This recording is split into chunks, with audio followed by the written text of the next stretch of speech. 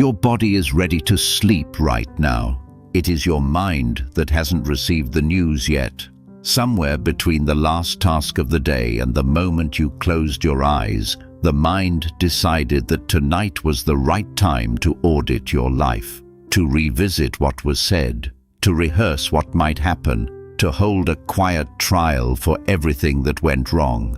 And so you lie there, exhausted but awake, tired but running. You are not alone in this. This space, mindfulness, exists for exactly this kind of night. What you'll find here tonight is not a technique to force sleep and not a list of things to fix about yourself. Instead, we'll move through 7 Buddhist teachings that address the root of nighttime anxiety directly: the restless mind, the weight of unfinished days, the habit of carrying what isn't yours to carry tonight.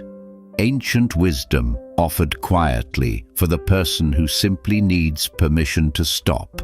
Nothing you are holding right now needs to be solved before morning. Let's begin there. 1. The thinking mind is not your enemy. Before anything else, it helps to understand what is actually happening when your mind races at night.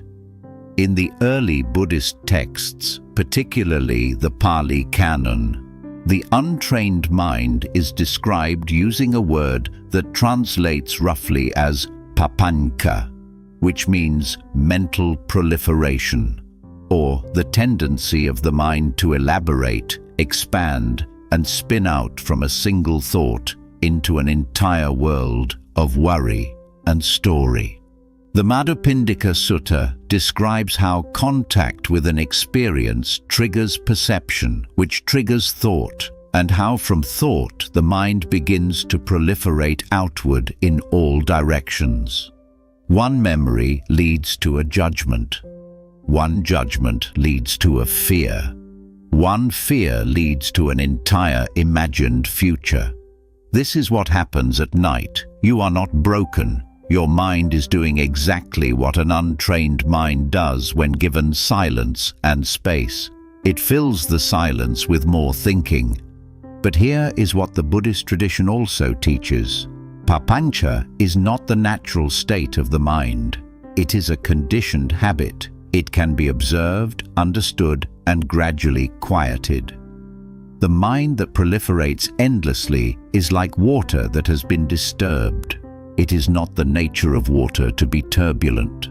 Given the right conditions, it settles. The Buddha taught that suffering arises not from experience itself, but from the way the mind reacts to and elaborates upon experience.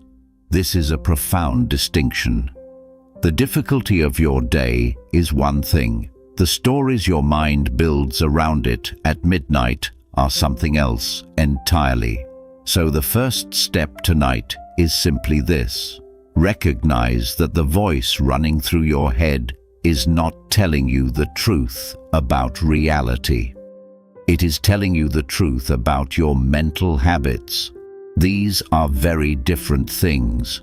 A thought that says everything is falling apart is not a report on the world. It is a conditioned mental movement, arising and passing like weather. You don't have to argue with it. You don't have to solve it. You only have to see it for what it is, a movement in the mind, not a fact about your life.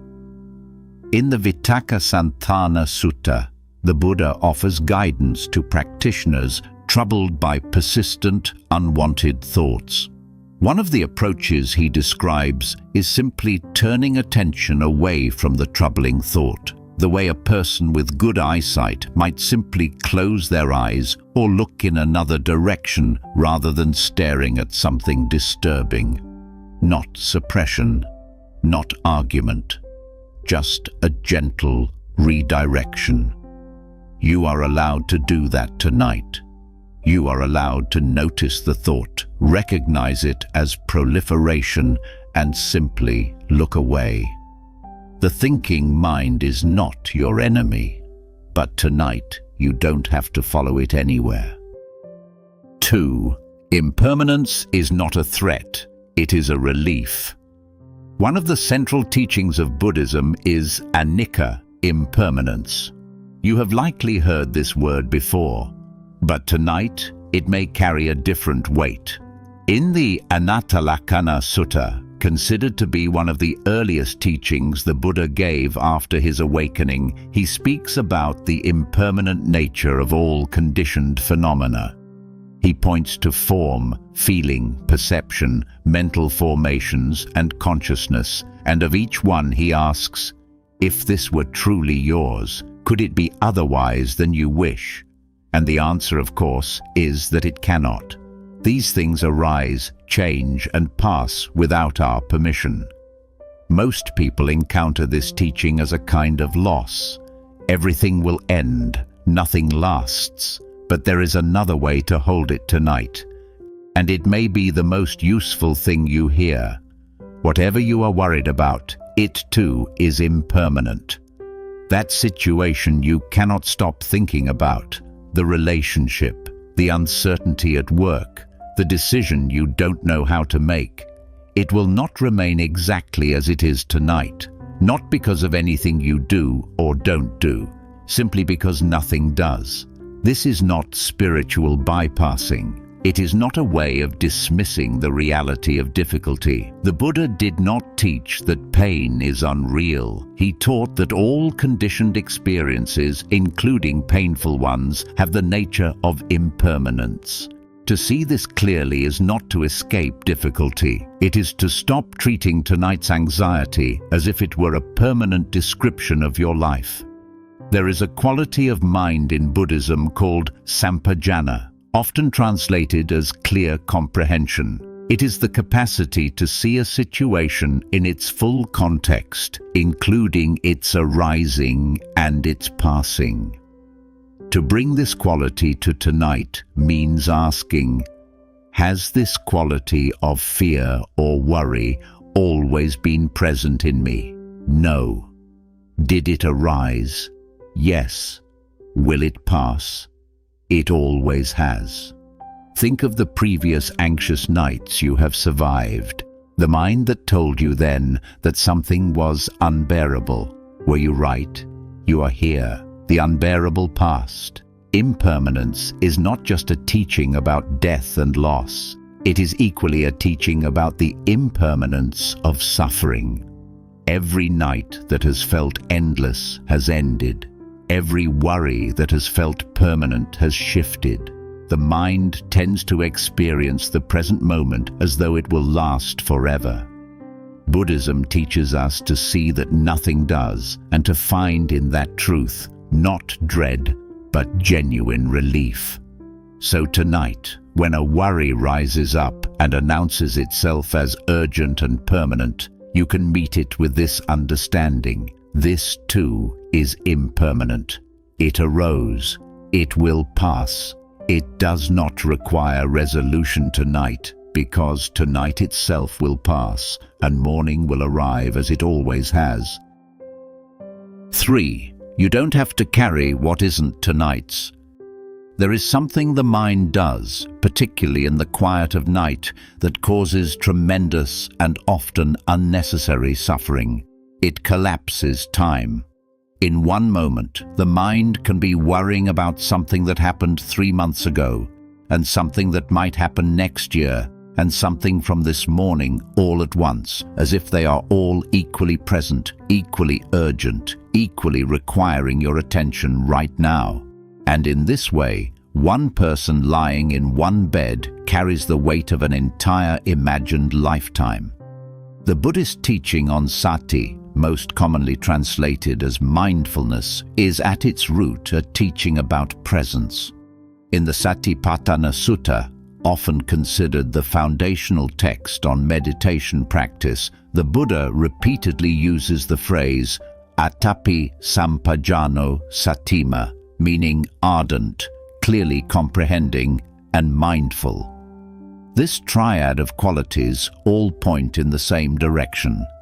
The capacity to be fully and clearly present with what is actually here, rather than what the mind has assembled from past and future.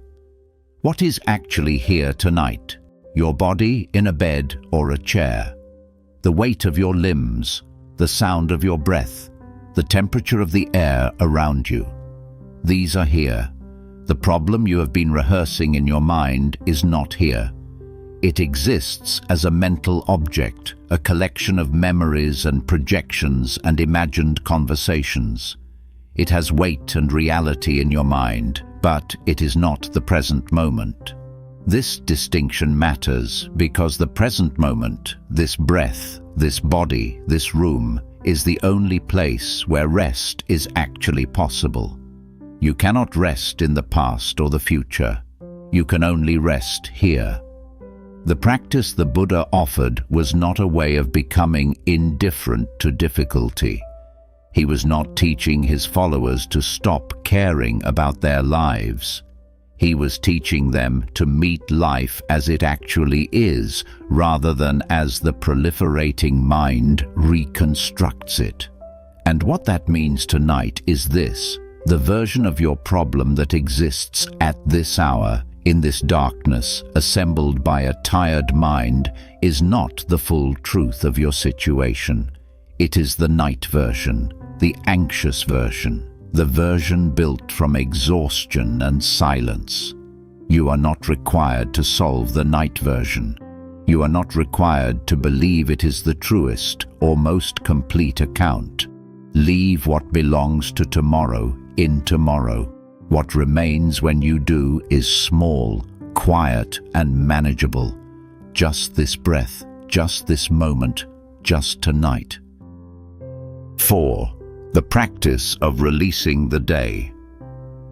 In many Buddhist monastic traditions, the day ends with a formal period of reflection. This is not unique to one school. Across the Theravada, Mahayana, and Vajrayana traditions, practitioners mark the boundary between the active day and the night with intention. There is a recognition that without consciously closing the day, the mind does not know it is over. It continues to run. Most people who struggle to sleep are not physically restless. They are mentally unfinished. The day has not been put down. It is still running somewhere behind the eyes. The practice suggested here draws on the spirit of this monastic reflection, adapted for lay life, and it is simple enough to do right now. Begin by bringing to mind the fact that this day is complete, not perfect, not resolved in every way you might have wished, but complete in the sense that it is finished. Nothing you do in the next few hours will change what happened today. The conversations have been had, the decisions have been made, the moments have passed into the past where they now belong. The Pali word upekkha, equanimity, is one of the 4 qualities of heart that the Buddha described as brahmaviharas, or sublime abodes of the mind. Equanimity is not indifference. It is the quality of meeting what arises, including the events of the day, without grasping at what was pleasant or pushing away what was difficult. It is the capacity to say, "This happened, and now it is complete, and I can allow it to be what it was without needing to change it through more thinking." Try this now. Think of one moment from today, any moment, without judgment. It might be something that went well, or something that troubled you, or simply an ordinary moment you passed through without much notice. See it for a moment, then allow it to recede. That moment belongs to today, and today is finished. You might find that a particular event from the day keeps returning, asking for your attention. This is common. The mind returns to what feels unresolved. But recognize that the returning is happening now, not then. The event itself is over. Only your relationship to it continues, and that relationship can be one of holding or one of releasing. Tonight, releasing is enough. The thinking that needs to happen can happen tomorrow with a rested mind in the light. There is a passage in the Theragatha the verses of the elder monks of the early Buddhist community, where a practitioner describes the peace of a mind that has set down its burdens for the night. The image is of a person who has been carrying a heavy load and finally, at the end of a long road, sets it down beside a tree and rests. Not because the journey is over, simply because this is the place to rest. This is the place. Let the day be set down here, beside you in the dark. It will still be there in the morning if you need it. Tonight, you don't. 5. Breathing as a return to safety. When the mind is caught in worry, something happens in the body. The breath becomes shallow, the chest narrows, the jaw tightens, the body moves without being asked into a state of readiness, as though the thing being feared is actually present. This is worth pausing on. The body cannot tell the difference between a real threat and an imagined one. When the mind generates a fearful scenario, the body responds as it would to actual danger. So the exhausted person lying in the dark, worrying about a conversation or a bill or a relationship, is also a person whose nervous system is, in a very real physiological sense, preparing for threat. Sleep becomes nearly impossible, not because the mind is weak, but because the body has been told by the mind's activity that now is not a safe time to rest. The Buddha's teaching on Anapanasati, mindfulness of breathing, found in the Anapanasati Sutta of the Majjhima Nikaya, is one of the most complete and practical teachings in the entire canon. It begins with something so simple it is easy to overlook: knowing that you are breathing. Not controlling the breath, not manipulating it, simply knowing it is happening. The instruction the Buddha gives is to go to a quiet place, sit comfortably and know. Breathing in, I know I am breathing in. Breathing out, I know I am breathing out. If the breath is long, know it as long. If it is short, know it as short. Nothing more than this at first. What this does, beneath its apparent simplicity, is radical. It brings the mind out of time. There is no past breath and no future breath. There is only this one. And in attending to this one, the cascade of thought and projection that fuels nighttime anxiety has nowhere to land. The mind is occupied gently and sustainably with something real. You don't need to meditate formally to use this tonight. You only need to locate your breath. Feel where it is most obvious to you. Perhaps it is the rise and fall of your chest. Perhaps it is the movement of the belly. Perhaps it is the sensation of air at the nostrils, slightly cool as it enters, slightly warm as it leaves. Find one of these places and rest your attention there, lightly. When a thought arrives, and it will, you don't need to push it away. Simply notice that a thought has arrived and return gently to the breath. Again and again. This returning is the practice. The Buddha himself described practice this way: not a state to be achieved, but a direction to return to. Each breath is a small proof that you are safe right now. The body is breathing. The heart is beating. You are here, and here in this breath, there is nothing that needs to be solved. 6. Compassion for the one who is tired. There is something that often goes unspoken in conversations about anxiety and sleeplessness, and it is this: the person who cannot sleep is often someone who cares deeply about their life, about the people in it, about doing things well and not causing harm. The restless mind at night is frequently not a selfish mind. It is a caring mind that has not yet learned to care for itself with the same tenderness it extends to others. You cannot pour care from a vessel that is always emptying, and the mind that runs all night, that rehearses and worries and holds itself to impossible standards of preparedness, is a mind that is always emptying.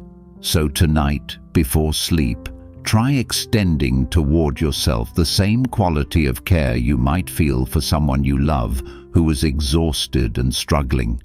Imagine that person lying in the dark, tired, their mind running, trying their best. What would you wish for them? You would wish them rest. You would wish them peace. You would not stand over them recounting their failures or demanding they solve tomorrow's problems tonight. Offer that to yourself. This is not self-indulgence. In the Theravada tradition, loving kindness practice begins with oneself precisely because a mind that is hostile toward itself cannot genuinely extend warmth to others. The goodwill has to have somewhere to start. And starting here with this tired person who has made it through another day is both practical and faithful to the tradition. You are allowed to be tired. You are allowed to not have all the answers tonight. You are allowed to be in this moment simply a person who needs rest. The day asked much of you. Some of it you gave well. Some of it you will do better another time. But the asking is over now. And the one who answered all those demands all day long deserves the most basic kindness. Permission to stop. 7. Settling into the night as it is.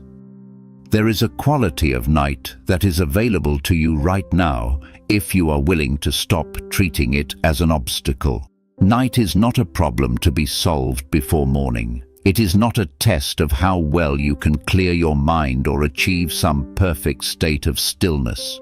It is simply the dark portion of the cycle, the necessary counterpart to the light, and it has been arriving and departing since long before you were born. You may not be awake by choice tonight, but you can, right now, make a choice about how you are with being awake. The mind that fights wakefulness at night creates suffering in both directions. It cannot sleep because it is agitated, and it becomes more agitated because it cannot sleep. This loop is familiar to many people and deeply exhausting. The Buddhist principle of non-contention, of not struggling against what is present, offers a different relationship to this moment. What if, instead of treating wakefulness as a failure, you simply allowed this moment to be what it is? Not forever, not with resignation, simply for right now. Here you are, in the night, breathing, alive, your body resting even if your mind has not yet followed. The body, given permission, knows how to rest. The in-breath comes without effort. The out-breath releases without your direction. The heart continues its work without your supervision. There is a version of you that is already resting, already tended to by processes far older and wiser than the worrying mind. You don't have to maintain your own existence tonight. It is being maintained. The Pali term passaddhi, often translated as tranquility or stillness, refers to a quality of body and mind that arises naturally as the mind ceases its striving. It is described in the traditional list of factors of enlightenment as something that is cultivated not by effort, but by the relaxation of effort. It comes when the struggle stops. When you stop insisting that the mind be different from what it is and simply observe it with patience, you don't need to achieve stillness tonight. You only need to stop fighting the absence of it. Let the thoughts that are here be here. They are not intruders. They are the content of a human mind at the end of a human day. Let them move through without chasing or resisting. Let the body sink a little heavier. Let the jaw unclench. Let the breath be ordinary and unspectacular. Somewhere in the tradition, practitioners are encouraged to greet the arising of each moment, including the difficult ones, with the word welcome. Not because difficulty is desired, but because resistance adds a second layer of suffering to what is already present. To say welcome, even silently, even partially, is to stop adding. So welcome tonight. Welcome the tiredness. Welcome the unfinished thoughts. Welcome the dark and the quiet. Welcome the breath that is still moving, still present, still faithful. There is nothing you need to solve tonight. There is no version of sleep you need to perform. There is only this moment, and then the next one, and the gentle movement of a body that is finding its way back to rest. You have everything you need to rest. You always have. The path to sleep is not forward through more thinking. It is here, in this breath, in this stillness, in this permission to finally, completely stop.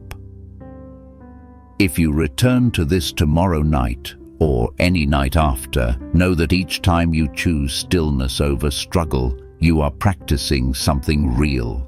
The Buddha described the path not as a destination, but as a direction, walked one breath at a time. Tonight, you walked it. That is enough.